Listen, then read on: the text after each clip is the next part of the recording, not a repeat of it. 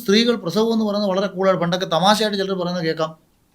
ആ സ്ത്രീ അവൾ പ്രസവിച്ചിട്ട് പോയിരുന്ന് ആ 2 കിലോ അരി ഇടിച്ച് അവിടെ വെച്ചിട്ടുണ്ടെന്ന്.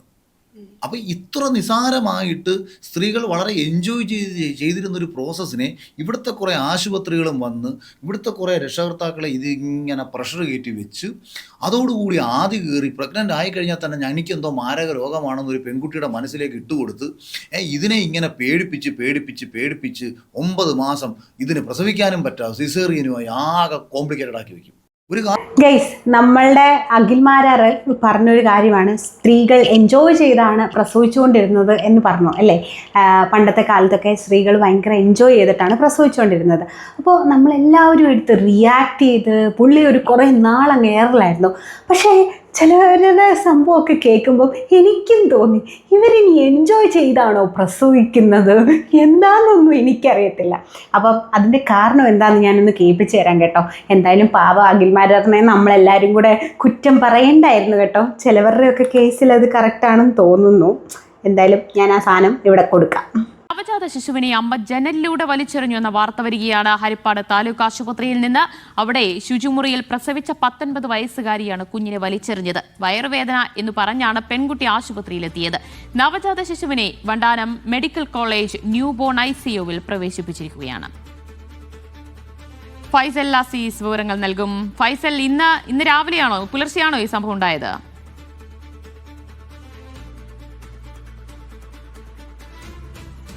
ഇന്ന് രാവിലെയാണ് ഈ ഒരു സംഭവം ഉണ്ടായത്. അതായത് നവജാത ശിശുവിനെയാണ് അമ്മ പുറത്തേക്ക് വലിച്ചെറിഞ്ഞത്.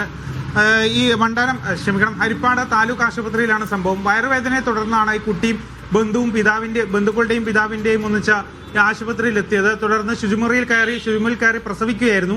പ്രസവിച്ച ഉടൻ തന്നെ കുട്ടിയെ എടുത്ത്, അതായത് ഈ നവജാത ശിശുവിനെ എടുത്ത് പുറത്തേക്ക് എറിയുകയും ചെയ്തു. ഈ ബന്ധുക്കളാണ് പിന്നീട് ഈ ശിശുവിനെ കണ്ടെത്തി ആശുപത്രിയിലേക്ക് എത്തിച്ചത്. തുടർന്ന് അവിടുന്ന് വണ്ടാനം മെഡിക്കൽ കോളേജ് ആശുപത്രിയിലേക്ക് മാറ്റി. ഇപ്പോൾ കുട്ടിയുടെ നില ഒരു അപകടമൊന്നുമില്ല, കുട്ടി പൂർണ്ണ ആരോഗ്യത്തോടെ തന്നെ കഴിയുന്നു എന്നാണ് നമുക്ക് ഡോക്ടർമാരിൽ നിന്ന് ലഭിക്കുന്ന വിവരം എന്ന് പറയുന്നത്. പോലീസ് ഇവർക്കെതിരെ സ്വമേധയാ കേസെടുക്കുകയും ചെയ്യും. ഏതായാലും 19-കാരിയാണ് പ്രസവിച്ചത്. ഈ കുട്ടി ഗർഭിണിയാണെന്നുള്ള സംഭവം വീട്ടുകാരോ കുടുംബക്കാരോ ആരും അറിഞ്ഞിട്ടില്ല. പിന്നീട് വയറുവേദനയെ തുടർന്ന് ആശുപത്രിയിൽ എത്തിച്ചപ്പോഴാണ് ഈ സംഭവം ഉണ്ടായത്. ഏതായാലും പോലീസ് അന്വേഷണം നടത്തി വരുന്നുണ്ട്. ശരി. ഹരിപ്പാട് താലൂക്ക് ആശുപത്രിയിലാണ് ഈ ഒരു ക്രൂരത അരങ്ങേറിയിരിക്കുന്നത്. ഈ പെൺകുട്ടി അപ്പൊ കേട്ടല്ലോ, നിങ്ങൾക്കാണെങ്കിലും ഒന്ന് തോന്നിപ്പോയില്ലേ ഇനി അഖിൽമാരാർ പറഞ്ഞ ശരിയാണോ എന്നുള്ളത്. അതായത് ഒരു പെൺകുട്ടി തന്നെ, പെൺകുട്ടി എന്നൊന്നും പറയാൻ പറ്റത്തില്ല, കാരണം 19 വയസ്സുണ്ട്. കുട്ടികൾ ചെയ്യുന്ന കാര്യമൊന്നുമല്ല പുള്ളിക്കാരി ചെയ്ത് വെച്ചിരിക്കുന്നത്. അതുകൊണ്ട് കുട്ടി എന്ന് പറയാൻ അല്ലെങ്കിൽ അഭിസംബോധന ചെയ്യാൻ എനിക്ക് താല്പര്യമില്ല ഗൈസ്. അപ്പോൾ ആ പെണ്ണ് ഇങ്ങനെയൊക്കെ ചെയ്തല്ലോ എന്ന് വിചാരിക്കുമ്പോൾ നമ്മുടെ അഖിൽമാരാർ പറഞ്ഞതുപോലെ ബാത്റൂമിൽ കയറി എൻജോയ് ചെയ്ത എൻജോയ്മെൻറ്റ് കൂടി കഴിഞ്ഞപ്പോഴായിരിക്കും ചിലപ്പോൾ കൊച്ചിനെ എടുത്ത് ജനലിനകത്തൂടെ വെളിയിലേക്ക് എറിഞ്ഞത്. ആക്ച്വലി ആ കുട്ടിക്കൊന്നും സംഭവിച്ചിട്ടില്ല. അത് തന്നെ ഏറ്റവും വലിയൊരു ഭാഗ്യം എന്ന് പറയാം. പക്ഷേ ഞാൻ ചിന്തിക്കുമായിരുന്നു, ഈ പെൺകുട്ടിയുടെ ഈ പെൺകുട്ടിയുടെയൊക്കെ ഒരു മാനസികാവസ്ഥ എന്തായിരിക്കും, അല്ലെങ്കിൽ അവളൊക്കെ ഇനി ജീവിച്ചിരുന്നു കഴിഞ്ഞാൽ സ്വന്തം കൊച്ചിനോട് തന്നെ ഇങ്ങനെ ചെയ്യുന്നു, അപ്പം ബാക്കിയുള്ളവരോട് എന്ത് ചെയ്യും എന്നുള്ളതാണ്. പിന്നെ ഒരു കാര്യമുണ്ട്, ഇത്രയും നാളും ഒരു പെൺകുട്ടി, അതായത് നമ്മളെ മക്കളാണെങ്കിലും നമ്മൾ പ്രഗ്നൻ്റ് ആണെങ്കിൽ അല്ലെങ്കിൽ അവൾക്ക് മാസം പീരിയഡ്സ് വരുന്നില്ലെങ്കിലൊക്കെ ഒരു വീട്ടുകാരെ എങ്ങനെ അറിയാതിരിക്കും, അല്ലെങ്കിൽ സ്വന്തം മകളുടെ ശരീരത്തിലുണ്ടാകുന്ന മാറ്റങ്ങൾ. ഇപ്പോൾ നമുക്ക് നോർമലായിട്ടുള്ളൊരു പ്രസവം അല്ലെങ്കിൽ നോർമലി നമ്മൾ പ്രഗ്നൻ്റ് ആയിക്കഴിഞ്ഞാൽ നമുക്ക് എന്താണ്, ഛർദ്ദിക്കാൻ വരവ്, ആദ്യത്തെ മാസം ഛർദ്ദിക്കാൻ വരവുണ്ടായിരിക്കും. പിന്നെ ആ സ്കാനിങ്, ഈ scanning, nutritions food, vitamin tablet, പിന്നെ വിളർച്ച, തലകറക്കം, എല്ലാ സംഭവങ്ങളും ഉണ്ട്. പിന്നെ കൊച്ചിൻ്റെ പൊസിഷൻ നോക്കൽ, പിന്നെ കൊച്ചിന് എന്തെങ്കിലും അംഗവൈകല്യം ഉണ്ടോ എന്നുള്ള ടെസ്റ്റിങ്, ആ ടെസ്റ്റിങ്, ഈ ടെസ്റ്റിങ്, അനോമലി സ്കാൻ, എന്തോ മറ്റേ സ്കാന് മറിച്ചേ സ്കാന്, അങ്ങനെയെല്ലാം. ആൻഡ് ഈവൻ പിന്നെ ഹോസ്പിറ്റലിൽ അഡ്മിറ്റ് ആക്കി കഴിയുമ്പോഴത്തേക്ക് ബ്ലഡ് ടെസ്റ്റ് ചെയ്യുന്നു, അത് ചെയ്യുന്നു, ഇത് ചെയ്യുന്നു. അതുപോലെ തന്നെ സിസേറിയൻ ആണോ, ഇനി കൊച്ച് വെളിയിലേക്ക് വരുന്നില്ല, കൊച്ചിൻ്റെ പൊസിഷൻ ശരിയല്ല, എന്തൊക്കെ പ്രശ്നങ്ങളാണ്. പക്ഷെ ഈ ഒരു കേസ് നോക്കൂ, ഒന്നുമില്ല. ജസ്റ്റ് വാഷ്റൂമിലേക്ക് കയറുന്നു, കുഞ്ഞുണ്ടാവുന്നു, ആ കുഞ്ഞിനെ വലിച്ചെറിയാൻ, കുഞ്ഞിൻ്റെ മുഖം കാണുമ്പം അല്ലെങ്കിൽ ഒരു ജീവനെ എങ്ങനെ ചെയ്യാൻ പറ്റുന്നു അതിൻ്റെയൊക്കെ മനസ്സ് എത്ര. ഇപ്പോൾ കുറേ ആൾക്കാർ ചിലവരൊക്കെ ഞാൻ കമൻസ് കുറേ വീഡിയോസ് ഇത് കണ്ടു. അപ്പോൾ അതിൻ്റെയൊക്കെ കമൻസിൽ 1-2 ആൾക്കാരൊക്കെ പറയുന്നുണ്ടായിരുന്നു ആ പെൺകുട്ടിയുടെ മാനസികാവസ്ഥ കാരണമാണ് ഇനി ഈ ലോകത്തേക്ക് ഞാൻ പ്രഗ്നൻ്റ് ആയി എന്ന് പറയുമ്പോഴത്തേക്കെന്നുള്ള വരുന്ന നാണക്കേട് ഒരു സിറ്റുവേഷനിൽ അങ്ങനെ സംഭവിച്ചു പോയി. പക്ഷേ പ്രഗ്നൻ്റ് ആയപ്പോൾ അത് ആരോടും പറയാൻ പറ്റാത്ത പേടി കൊണ്ടൊക്കെ ചെയ്തു. പക്ഷേ ഒരു പേടി കൊണ്ടാണെങ്കിലും നമ്മൾ ചെയ്യുന്ന ഒരു കാര്യത്തിന് അതിര് വേണ്ടേ, അതും സ്വന്തം കുഞ്ഞിനോട്. അതായത് നമുക്കൊരു സ്വന്തം കുഞ്ഞുണ്ടാകുമ്പോൾ നമുക്ക് അതിൻ്റെ മുഖത്ത് നോക്കിയിട്ട് എങ്ങനെ ചെയ്യാൻ കഴിയുന്നു എന്നാണ് ഞാൻ ചോദിക്കുന്നത്. പിന്നെ ഇതിനെയൊക്കെ 19 വയസ്സുള്ള കുട്ടികൾ എന്നൊന്നും പറയേണ്ട കാര്യമില്ല. ഇവളൊക്കെ കുട്ടി ചെയ്യുന്ന കാര്യമാണ് ചെയ്തു വെക്കുന്നതെന്ന് എനിക്കറിയത്തില്ല. ലൈക്ക് അത്രയും ഒരു മരണവെപ്രാളമാണെന്ന്. ആക്ച്വലി ഞാൻ പ്രസവിച്ചിട്ടില്ല, സോ എനിക്ക് അതിൻ്റെ എക്സ്പീരിയൻസും കാര്യങ്ങളും ഒന്നും അറിയത്തില്ല. പക്ഷേ ഞാൻ കേട്ടിട്ടുള്ളതേ ഉള്ളൂ. ഇത്രയും നമ്മുടെ ശരീരത്തുള്ള എല്ലുകളെല്ലാം ഒടിയുന്ന ഒരു വേദനയാണ്. അതുപോലെ തന്നെ ജീവൻ മരണ പോരാട്ടമാണ്. അല്ലെങ്കിൽ നമ്മളൊരു സ്ത്രീ എന്ന് പറയുമ്പോൾ ഒരു പ്രസവിച്ച് കഴിയുമ്പോൾ അവർക്ക് പുതിയൊരു ജന്മമാണെന്നൊക്കെ പറയുമ്പം ആ വേദന അത്രയും സഹിച്ച് അവൾ ഹോസ്പിറ്റൽ വരെ ചെന്നിട്ട് എനിക്ക് ഏറ്റവും വലിയൊരു ചോദ്യം എന്ന് പറഞ്ഞു കഴിഞ്ഞാൽ, ഹോസ്പിറ്റലിലെ ഡോക്ടറിനും നേഴ്സിനും ഒരു ഗർഭിണിയായിട്ടുള്ള ഒരു സ്ത്രീനെ കാണുമ്പോൾ അവർക്കെന്ത് മനസ്സിലാക്കി കൂടെ എന്നാണ് ഞാൻ ചോദിക്കുന്നത്. അല്ലെങ്കിൽ അവർക്ക് മനസ്സിലാവത്തില്ലേ? അവരിത്രയധികം ലൈക്ക് പേരൻസിനെ ഓക്കെ ദാറ്റ്സ് ഫൈൻ എന്ന് വെക്കാം. പക്ഷേ എങ്കിലും ഹോസ്പിറ്റലിലെ നേഴ്സും ഡോക്ടേഴ്സും ഒന്നും ഈ പെൺകുട്ടീനെ കാണുമ്പോൾ ഇത് പ്രഗ്നൻ്റ് ആയിട്ടുള്ളൊരു കുട്ടിയാണെന്ന് എങ്ങനെ മനസ്സിലാക്കാതിരിക്കുന്നു, അല്ലെങ്കിൽ അവർക്ക് എങ്ങനെ മനസ്സിലാകുന്നില്ല എന്നാണ് എൻ്റെ ഒരു വലിയ ചോദ്യം. ഓക്കെ, എൻ്റെ വീടിൻ്റെ അടുത്താണെങ്കിൽ ഇങ്ങനൊരു സംഭവം ഉണ്ടായിട്ടുണ്ട്. അപ്പോൾ അവർ ഇങ്ങനെ 9ാം മാസം ഹോസ്പിറ്റലിൽ ചെന്നപ്പോഴാണ് ഈ പെൺകുട്ടി, അതും പഴയ കാലത്താണ് കേട്ടോ, പണ്ടത്തെ കാലത്താണ്. അപ്പോൾ ഞാനും പറഞ്ഞു കേട്ട ഒരു കഥയാണ്. അപ്പോൾ ഹോസ്പിറ്റലിൽ ചെന്നപ്പോഴാണ് ഈ പെൺകുട്ടി പ്രഗ്നൻ്റ് ആണെന്ന് അറിയുന്നത്.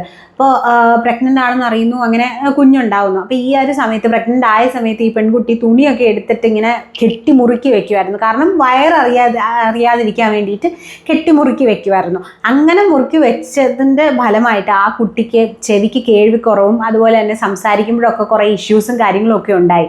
അപ്പോൾ അങ്ങനെയുള്ള ഒരുപാട് പ്രശ്നങ്ങൾ ഈ കുട്ടികൾക്ക് ഉണ്ടാവത്തില്ല. ഞാൻ വിചാരിക്കുമായിരുന്നു എത്ര പെൺകുട്ടികൾ അല്ലെങ്കിൽ എത്ര സ്ത്രീകൾ ഒന്ന് അമ്മയാകാൻ കൊതിക്കുന്നു, അല്ലെങ്കിൽ ഒന്ന് അമ്മയാകാൻ വേണ്ടിയിട്ട് ആഗ്രഹിക്കുന്നു, പ്രാർത്ഥിക്കുന്നു. അവർക്കൊന്നും ദൈവം കൊടുക്കാതെ എന്തിനാണ് ഇങ്ങനെയുള്ളവർക്കൊക്കെ ഒരു കുട്ടീനെ കൊടുക്കുന്നത് എന്നാണ് ഞാൻ വിചാരിച്ചു പോകുന്നത് കേട്ടോ. എത്രത്തോളം ആൾക്കാർ, അല്ലെങ്കിൽ അത് പാവപ്പെട്ടവർക്കാണെങ്കിലും കൊടുത്തിരുന്നെങ്കിൽ ആ ഒരു കുട്ടിയുടെ ലൈഫ്. അപ്പം ഇങ്ങനെയൊക്കെ മാനസികാവസ്ഥയിലും അല്ലെങ്കിൽ ഇങ്ങനെയൊക്കെയുള്ള ഒരു അമ്മയിൽ നിന്നുണ്ടാകുന്ന കുട്ടിയുടെ മാനസികാവസ്ഥ എന്തായിരിക്കും? അല്ലെങ്കിൽ ഞാൻ പറഞ്ഞില്ലേ, ഇങ്ങനെയൊക്കെ ചെയ്ത് കഴിയുമ്പം അവർക്ക് എന്തെങ്കിലുമൊക്കെ കേൾവി ശക്തിക്കോ അല്ലെങ്കിൽ കാഴ്ചശക്തിക്കോ അല്ലെങ്കിൽ സംസാരിക്കാനോ എന്തെങ്കിലും ഒക്കെ ബുദ്ധിപരമായിട്ടോ അല്ലെങ്കിൽ അവരുടെ ചിന്തപരമായിട്ടോ ഒക്കെ എന്തെങ്കിലുമൊക്കെ പ്രശ്നങ്ങൾ കാണാനുള്ള ചാൻസസ് വളരെ കൂടുതലാണ്. അപ്പോൾ എനിക്ക് പറയാനുള്ളത്, എന്തായാലും നിങ്ങൾ പരിപാടി ചെയ്യാൻ പോയി, അപ്പോൾ അതൊന്ന് കുറച്ച് സേഫ്റ്റി ആയിട്ട് ചെയ്തെങ്കിൽ ഒരു കുട്ടി ഒരു ലോകത്തേക്ക് ഒന്നും അറിയാത്ത നിങ്ങളുടെ തെറ്റ് കാരണം വരുന്നൊരു കുട്ടിയായിരിക്കും ഈ ലോകത്തേക്ക് വരുന്നത്. അത് അനുഭവിക്കേണ്ട ഒരു അവസ്ഥ നിങ്ങൾ ചിന്തിക്കണം. സോ ഇത് കാണുന്നവരാരെന്ന് എനിക്കറിയില്ല, പക്ഷേ ഇന്നത്തെ കുട്ടികൾക്കൊക്കെ ലൈക്ക് ഒരു വരാഴികയൊന്നും ചിന്തിക്കാതെ എടുക്കുന്ന ഒരു തീരുമാനങ്ങളാണ് ഓരോ പെൺകുട്ടികളുടെയും, അല്ലെങ്കിൽ ഓരോ ആൺകുട്ടികളുടെ ആണെങ്കിലും പെൺകുട്ടികളുടെ ആണെങ്കിലും. അവർ ഒരിക്കലും ഈ ഒരു സംഭവമല്ല, സ്നേഹം പ്രേമം എന്നൊക്കെ പറയുമ്പോഴത്തേക്ക് ഒരു സെക്ഷൽ റിലേഷൻഷിപ്പൊന്നുമല്ല. ആക്ച്വലി നമ്മൾ അങ്ങോട്ടും ഇങ്ങോട്ടും മനസ്സിലാക്കുക, അല്ലെങ്കിൽ നമ്മൾ ബാക്കിയുള്ള കാര്യങ്ങളൊക്കെ ഉണ്ടല്ലോ, നമ്മൾ മുന്നോട്ട് ജീവിക്കാൻ പറ്റുമോ, അങ്ങനെയാണോ, അവരുടെ ക്യാരക്ടർ എന്താണ്, അതാണ്. അല്ലാതെ ചില പ്രേമങ്ങളൊക്കെ ഉണ്ട്. എല്ലാ പ്രേമത്തിനെയും ഞാൻ ഒരിക്കലും അങ്ങനെ പറയുന്നില്ല, പക്ഷെ ചില പ്രേമങ്ങളൊക്കെ അങ്ങനെയാണ്. ഒരു ദിവസം ഇഷ്ടപ്പെട്ടു, രണ്ടിൽ നിന്ന് ലൈക്ക് എല്ലാം ഷെയർ ചെയ്യുക, ദാറ്റ്സ് നോട്ട് ഗുഡ്. അത് എല്ലാ പെൺകുട്ടികളും മനസ്സിലാക്കുക. കാരണം ഇങ്ങനെ ഒരു സംഭവം വന്നു കഴിഞ്ഞാൽ പെൺകുട്ടികൾ തന്നെയാണ് ഇത്. എപ്പോഴും എല്ലാവരും നമ്മുടെ പഴയ അമ്മമാരൊക്കെ പറയുന്ന പോലെ ഇലയ്ക്കും മുള്ളിനും, അതായത് ഇല വന്ന് മുള്ളി വീണാലും മുള്ളു വന്ന് ഇലയിൽ വീണാലും ഇലയ്ക്കാണ് കേടെന്ന് പറയുന്നത് പോലെ, ഇങ്ങനെ പല കാര്യങ്ങളും ഒക്കെ ചെയ്യേണ്ട ഒരു അവസ്ഥ വന്ന് എത്ര മൂടി വെക്കാൻ ആ പെൺകുട്ടി ശ്രമിച്ചെങ്കിൽ പോലും അവസാനം വന്നിട്ട് ഇങ്ങനെയൊക്കെ ആയി തീർന്നു. പക്ഷെ എന്തെങ്കിലും അവിടെ എന്താ പറയുക, അവിടെ ഒരു കൊലപാതകി അല്ലെങ്കിൽ അവിടെ ഒരു ഒരു ചീത്തയായ മനുഷ്യൻ ജനിക്കുവാണ് ആ പെൺകുട്ടിയിൽ അല്ലേ. ആ ഒരു ഇത്രയും നാളത്തെ ടെൻഷനും ആ ഉണ്ടാകുന്ന കുട്ടിക്കും ഒരുപാട് രീതിയിൽ ആ കുട്ടിക്കും അത് അഫക്റ്റ് ചെയ്യാനായിട്ടുള്ള ചാൻസസ് വളരെ കൂടുതലാണ്. സോ എന്തായാലും ഇതെന്ത് ലോകം എന്ന് ഞാൻ വിചാരിക്കുന്നു. പക്ഷേ എങ്കിലും സ്വന്തം അച്ഛനും അമ്മയ്ക്കും ഇത് മനസ്സിലാക്കിക്കൂടെ, അറ്റ്ലീസ്റ്റ് അമ്മയ്ക്കെങ്കിലും സ്വന്തം കുട്ടികളെ മനസ്സിലാക്കിക്കൂടെ എന്നുള്ളതാണ് എനിക്ക് തോന്നുന്നത്. അപ്പം നമ്മളെ വീട്ടിലുള്ള കുട്ടികളെയൊക്കെ നമ്മൾ അത്ര എന്താ പറയുക, അത്രയും കാര്യങ്ങൾ. പിന്നെ എനിക്ക് തോന്നുന്ന ഒരു കാര്യം എന്താണെന്ന് വെച്ചാൽ, ഈ സെക്ഷൽ എഡ്യൂക്കേഷൻ എന്ന് പറയുന്നത് നമ്മൾ 9ാം ക്ലാസ് 10ാം ക്ലാസ്സിൽ കൊടുക്കുന്ന പോലെ ഇപ്പം ഞങ്ങളൊക്കെ പഠിച്ച സമയത്താണ് ടീച്ചേഴ്സ് ഈ ഒരു കാര്യം വരുമ്പോഴത്തേക്ക് ജസ്റ്റ് വായിച്ച് അങ്ങനെ വിടുന്ന ഒരു പ്രവണത ഉണ്ടായിരുന്നു. പക്ഷേ ഇപ്പം എങ്ങനെയാണ് എന്നെനിക്ക് അറിയത്തില്ല. സോ ഈ ഒരു സെക്ഷൽ എഡ്യൂക്കേഷൻ എന്ന് പറയുന്നത് ഇപ്പം എനിക്ക് പറയാനുള്ളത് ഒരു 1ാം ക്ലാസ് അല്ലെങ്കിൽ 2ാം ക്ലാസ് മുതലേ കുട്ടികൾക്ക് കൊടുത്തു തുടങ്ങണം എന്നാണ് പറയുന്നത്. കാരണം ഇപ്പം LKG പോകുന്ന കുട്ടികൾ വരെ പറയും എനിക്ക് ലവ് ഉണ്ട്, അല്ലെങ്കിൽ അവർക്ക് ലവ് എന്താണ് കാര്യങ്ങളും ഒന്നും അറിയത്തില്ലായിരിക്കും, പക്ഷെ ലവ് ഉണ്ട്, എനിക്ക് അവളെ ഇഷ്ടമാണെന്നൊക്കെ കുട്ടികൾ പറഞ്ഞു തുടങ്ങുന്നുണ്ട്. സോ അതുകൊണ്ട് തന്നെ അവർക്കൊരു 1ാം ക്ലാസ് മുതൽ തന്നെ ഒരു സെക്ഷൽ എഡ്യൂക്കേഷൻ കൂടുതലായിട്ടുമല്ല, ജസ്റ്റ് ഇങ്ങനെ പറഞ്ഞ് ചെറിയ രീതിക്ക് അവർക്ക് മനസ്സിലാവുന്ന രീതിക്ക് പറഞ്ഞു കൊടുക്കുന്നത് നല്ലതായിരിക്കും. അല്ലെങ്കിൽ അതിന് വേണ്ടിയിട്ട് തന്നെ ഒരു സിലബസ് കൊണ്ടുവരുന്നത് വളരെ നല്ലതായിരിക്കും. ഇപ്പം CBSE ആണെങ്കിലും ICSE ആണെങ്കിലും കേരള സിലബസ് ആണെങ്കിലും ഇവർക്ക് ഈ ഒരു കാര്യങ്ങൾ പറഞ്ഞു കൊടുക്കേണ്ട ഒരു ആവശ്യകത വളരെ കൂടുതലാണെന്നാണ് എനിക്ക് തോന്നുന്നത്. കാരണം ഇങ്ങനെയുള്ള കേസസൊക്കെ ഒരുപാട് വരുന്നുണ്ട്. ലൈക്ക് ഇപ്പം റിലേഷൻഷിപ്പ് ലവ് എന്നൊക്കെ പറയുമ്പോഴത്തേക്ക് ഇപ്പം നിനക്കൊരു ലൈൻ ഇല്ലേടാ എന്ന് പറയുമ്പോൾ എനിക്ക് ലൈൻ ഇല്ല, ഞാൻ സിംഗിളാന്ന് പറയുമ്പോൾ എനിക്ക് എന്തോ ഒരു കുറവുള്ള പോലെയാണ് ഇപ്പോഴത്തെ കുട്ടികളുടെ ഇടയ്ക്ക് നമ്മൾ കാണുന്നത്. അപ്പം ശരിക്കും നമ്മുടെ അഖിലണ്ണൻ പറഞ്ഞത് കറക്റ്റായി വരികയാണ്. കുട്ടിക്ക് എൻജോയ്മെൻറ്റ് കൂടിപ്പോയപ്പം കുട്ടി സന്തോഷത്തിൽ കൊച്ചിനെ എടുത്തങ്ങ് വെളിയിലേക്ക് എറിഞ്ഞു ഗൈസ്. അപ്പോൾ അഖിലണ്ണൻ പറഞ്ഞതും ശരിവെക്കുന്ന ഒരു അവസ്ഥയാണ് കേട്ടോ. നമ്മളൊക്കെ പ്രഗ്നൻ്റ് ആകുമ്പം ഛർദിൽ, 1ാം മാസം ഛർദിൽ, പിന്നെ തലകറക്കം, എല്ലാ മാസവും ഛർദിൽ, പിന്നെ ആ ഫുഡ് ഈ ഫുഡ്, സ്കാനിങ്, പ്രോട്ടീൻ ഫുഡ്, പിന്നെ ആ മരുന്ന് ഈ മരുന്ന്, കൊച്ചിൻ്റെ പൊസിഷൻ നോക്കൽ, മറ്റത് മറിച്ചത്, ഇതൊന്നും വേണ്ട ഇവിടെ.